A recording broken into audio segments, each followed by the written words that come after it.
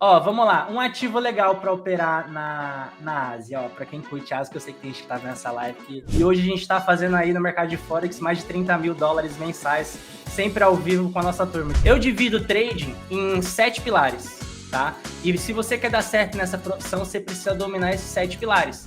Pedro, eu vou te mostrar um possível ouro que você tá perdendo. Agora vamos aqui falar do operacional. Força. Vamos lá. Euro-dólar. Eu sempre começo as minhas análises pelo gráfico diário. Então, eu marco todo o fractal HTF, que é o nosso macro. E aí no HTF eu vou olhar o gráfico diário, gráfico de 4 horas e 1 hora. E aí o LTF é onde vai ter entrada. Aqui vai ser M15, M5, M1, o que tiver melhor ali. Geralmente é mais M1, M5, M15 é mais quando realmente tá chamativo ali o cenário, tá? Vamos fazer uma análise dele aqui, do HTF para LTF. Primeira coisa, se eu tô aqui agora, nessa vela atual, o dia não fechou, agora são 14h21, então leva muitas coisas em consideração, tempo e preço, né? O tempo é as kill zones, que é Londres, Nova York, Ásia, todas as 3 sessões que acontecem durante o dia. Isso aí a gente vai focar no LTF, que é onde a gente vai fazer entrada, para saber onde foi manipulou, onde tem contraparte, confirmação de inversão de fluxo. Isso aí a gente vai olhar em M5 e M1. No gráfico diário, o meu primeiro ponto de atenção aqui é marcar a máxima e mínima do dia anterior. Isso aqui é o feijão com arroz do IST, né? Marca PDH, PDL. E o que eu consigo observar, o preço hoje não pegou nem a máxima e nem a mínima.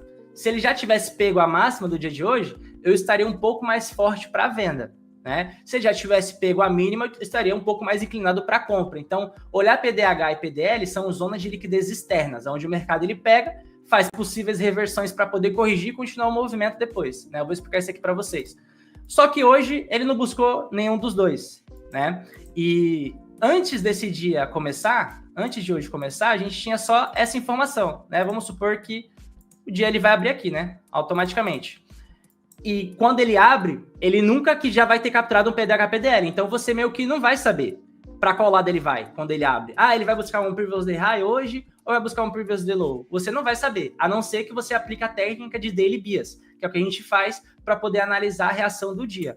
Então, olha só, eu tô nesse dia aqui. Se eu vejo que ele rejeitou essa mínima, eu já vou entender que um possível alvo para o dia de hoje seria essa máxima, né? Então, aqui seria um Daily Bias de compra. Só que ele rejeitou os dois, né? Ele rejeitou dois, então acabou fazendo um doji. A gente não teve o preço fechando aqui embaixo para poder hoje fazer uma continuidade para lá. Ele já pegou os dois. Então, isso mostra para mim o quê? Retraiu embaixo, retraiu em cima, consolidação. Aí hoje fez o quê? Não pegou nem em cima nem embaixo, fez um Daily Resting. O que é Daily Resting? Quando o preço, ele decide descansar naquele dia. Então, ele não quer buscar alvo de liquidez externa hoje, o euro-dólar.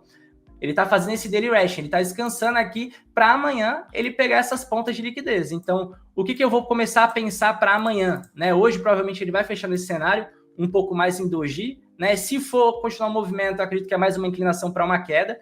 A gente vai analisar isso em outros fractais. E se o preço realmente fechar dessa forma que ele está aqui hoje, amanhã a gente tem possíveis vendas aqui em cima, porque temos pontos de interesse, né? Então, sempre olho acima de uma máxima, que é o PDH. Existe ponto de interesse, que são os nossos POIs. O que é ponto de interesse? Topo e fundo forte, ineficiência, FVG, mas eles só funcionam com liquidez capturada. Então não adianta que eu ver... Deixa eu ver se eu consigo desenhar. Consigo. Não adianta que eu ver um topo forte e ele vir aqui, mas eu não tiver uma liquidez antes dele. Aqui, ó. Se tiver liquidez capturada, esse POI ele fica mais relevante, porque capturou aqui. Ah, e se não tiver essa liquidez aqui? Ele pode ser a liquidez do momento. Entende? Então, eu sempre olho esses pontos. Tem liquidez? Tem. Então, o POI é forte para poder fazer contraparte. E aí, as mínimas é a mesma coisa, né? Tá, vamos seguir. Quando eu falei para vocês que no gráfico diário eu olho máxima e mínima e o Daily Bias, o que isso significa? Tá? Vamos voltar alguns dias aqui, ó. Vamos voltar alguns dias, porque tem muita gente que ainda não sabe o que é Daily Bias. Então, só para deixar claro. Nesse dia aqui, ó, a gente teve uma máxima rejeitada, certo? O mercado ele rejeitou a máxima. Ah, pegou, rejeitou. No próximo dia, eu vou começar a pensar em venda. Por quê? A gente teve rejeição de PDHs, de máximas. No próximo dia, eu posso fazer o quê? Pegar, traço uma OTE, que é a nossa Optimal Trading Tribe, do gráfico de diário mesmo, porque a ideia é eu saber a oferta e demanda do dia. Ah, se eu quero vender, aonde que fica melhor para eu vender? Aí eu marco aqui, ó.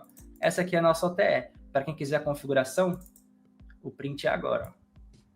Tá aqui esse printzinho da OTE.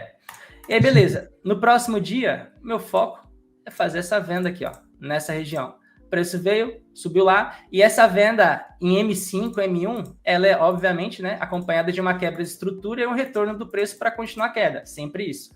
Quando eu for para M1, eu vou explicar exatamente isso aqui. Eu acho que é nessa hora que vocês vão virar a chave, cara. É nessa hora aqui. Aí, beleza. Pegou aqui, retraiu, desceu diretão. O que a gente tem para o BIAS do próximo dia? Mas a mínima, ela deu uma continuidade. A mínima, ela deu uma continuidade. Então, ela pegou o PDL, só que ela não rejeitou. Ela fechou abaixo, Pedro. Então, o que eu vou imaginar aqui? Uma continuidade de baixa. Eu não vou acreditar ainda na alta, né? Uma continuidade de baixa. Se for uma alta aqui, é uma alta até ele chegar na correção da queda. Então, eu posso sim adaptar uma compra nesse movimento, mas sempre entendendo que o macro aqui é a queda. Aí vem a queda, eu posso fazer uma compra até lá em cima também, dependendo. Olha lá, o preço foi lá em cima e rejeitou lá, na mesma região de OTE. Então, eu vou fazendo daily bias, vou traçando OTE, vou vendo se ele rejeitou. Ó. Aqui, ó, ele renovou, ele não rejeitou. Continuou. A queda continua, não pense em venda. Ó. A queda continua. Tô tranquilo. Aqui, deixa eu ver, vou colocar a linha. Fechou ainda um pouquinho abaixo, então, por garantia, esperar mais um dia. Eu preciso ver um candle fechando acima, expressivo. Olha lá, continua a queda. E olha só o que fez. O que vai acontecer agora, pessoal? O que vai acontecer agora? A gente teve a primeira inversão de fluxo do gráfico diário. Então, por muito tempo, aqui, por uma semana inteira, o mercado ficou dando bias de queda, queda, queda, e quem estava dropando aqui pegou essa continuidade. Aí depois, ele fez isso aqui, ó. Ele pegou a mínima, rejeitou e finalmente fechou em alta. Então agora eu vou começar a acreditar em um ciclo de alta até que me dizem o contrário. Que é o quê? Um de baixa, um bias de baixa. Vamos ver. Olha lá. Alta, alta, alta, alta, depois queda. E aqui chega no momento que a gente está hoje, certo? Aqui ele reverteu, mas não pegou a máxima. Ele não deu o sinal ali de venda para nós, não deu um ponto de reversão muito interessante, né?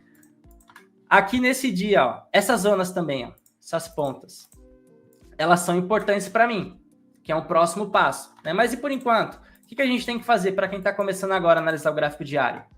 Foca em como a vela se comportou em relação à máxima e mínima do dia anterior. Isso vai definir um movimento, uma especulação para o próximo dia, tá? Mas meio que não é isso que vai definir 100% uma entrada. O que define uma entrada é M1.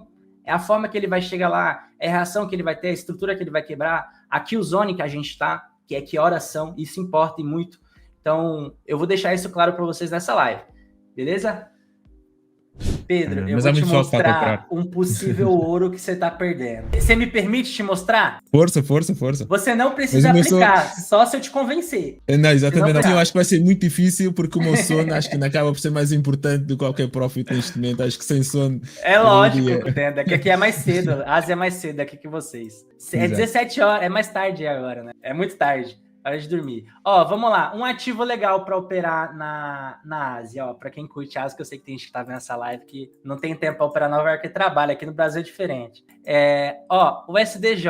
É um ativo da Ásia, primeira coisa, né? Pegar um ativo que tem um JPY. Pegar um ativo que tem JPY tá lindo, tá? Deixa o Round Numbers ativado aqui. O segredo tá na seção. Vem aqui na seção, coloca Sydney. Olha só isso aqui. Das 18, Brasil, 18 até 21, e Tóquio, que é a bolsa da Ásia também, das 21 até as 5, tá perfeito.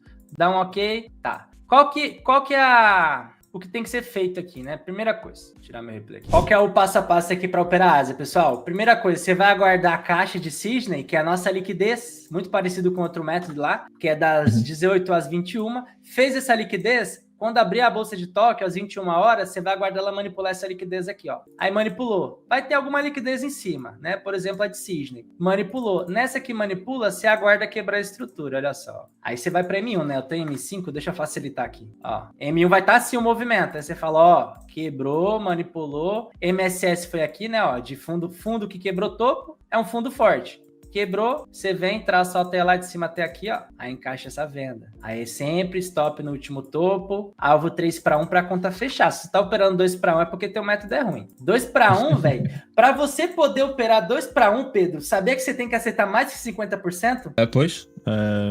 50%. Dizer, Só mas... se ele for operar scalp, né? Scalp faz sentido. Fica legal. Esse daqui é um 3-1. O que eu tinha? O preço veio aqui na OTE, stop lá em cima e o trade anda bastante. Porque as operações que a gente pega, por que eu falo sempre para priorizar 3-1? Eu falo 2-1, mas eu sempre operei 2-1. Tipo, se for pegar nos últimos 2 anos aí, eu geralmente operava 2-1. Só que eu percebi, cara, que o mercado sempre anda muito mais do que me paga. Aí eu falei, mano, não tá fazendo sentido. Tô deixando dinheiro na mesa, operando 2-1 e ainda tô exigindo de mim uma assertividade maior que 50%. Então tem 2 pontos. Aí eu comecei a pegar só 3-1, tá? Aí o meu setup é Tóquio, manipula Sydney, quebra, volta, venda na OTE. E é assim para sempre. Olha só como é que fica. Vamos ver desde a semana passada, que eu já tava, né? Tirei do replay e saiu. Ó, segunda-feira, foi isso que aconteceu da semana passada. Esse movimento. Ligar a sessão. Sessions. Aí, beleza, vamos pro próximo. Mercado aqui de novo. Manipulou os fundos de... Na verdade, meu horário saiu quando eu fechei. Deixa eu arrumar de novo. A gente tem Sydney, das 18 horas até as 21 horas. E Tóquio, das 19 às 5. Deixa eu ver se arruma agora. Das 21. Agora sim. A gente tem aqui a manipulação dos fundos. Quebra de estrutura. E olha só a volta. É esse mesmo trade aqui, ó. Todos esses daqui a galera pegou semana passada, tá? Isso aqui, ó. Isso aqui é tudo dentro do método. Na semana passada, segunda... Terça, aí veio quarta, outra surpresa, manipulou os fundos, aí quebrou sempre essa ineficiência aqui, faz a diferença, tá? Olha lá, pegou, travou na ineficiência, gerou liquidez interna aqui, ó, aí reagiu e foi embora. Mas sempre esse movimento. No comecinho da Ásia, às 21 horas, ele já faz, aí depois ele... É como se fosse Londres em relação à Ásia, é assim que se opera na Ásia. Tóquio em relação a Sydney. Aí veio outro de novo aqui. Ele, cara, aqui foi meio confuso, né? Teve essa manipulação aqui embaixo, só que na abertura de Tóquio ele manipulou em cima, né? Então teve essa manipulação aqui em cima, em Tóquio, ó. Tóquio abriu, manipulando topo, quebrou e aí voltou. Poderia ter esperado manipular mais lá em cima? Sim. Então poderia até ter ficado fora desse trade de venda aqui. Aí a gente tá no outro dia, ó. O preço veio, manipulou topo, ó o fundo quebrado aqui. Se eu for colocar em M1 vai dar para ver. Ele desceu flat, mas desceu. O que importa é que pagou, ó. Ele foi lá em cima, manipulou, ó, e voltou na OTE. Regiãozinha de venda, stop loss sempre acima do topo que manipulou. Porque se ele manipulou é porque o stop hunt já aconteceu. Seu stop é sempre na região de stop hunt, tá? Aqui era onde eu te perguntaria então, olhar para a esquerda, ok? Porquê? Porque o dólar variante, como sabemos, tem estado numa subida muito forte. E aqui eu por acaso estava à procura da venda no dólar variante na quinta-feira. Mas a razão por eu estar à procura da venda era de facto por onde é que o preço estava a reagir à esquerda há muito tempo atrás. Portanto, aqui era onde eu iria para o gráfico 4 horas ou diário, ou seja, ia observar onde é que o preço poderia estar a reagir no gráfico 4 horas para procurar, ou de uma hora, seja lá o que for o preço, quanto tempo é que vai estar, para procurar então. E aí sim estava, na minha opinião, a chegar a uma zona muito interessante, aqui à volta dos 157, qualquer coisa, na realidade quase 158, 100%. para eventualmente vender.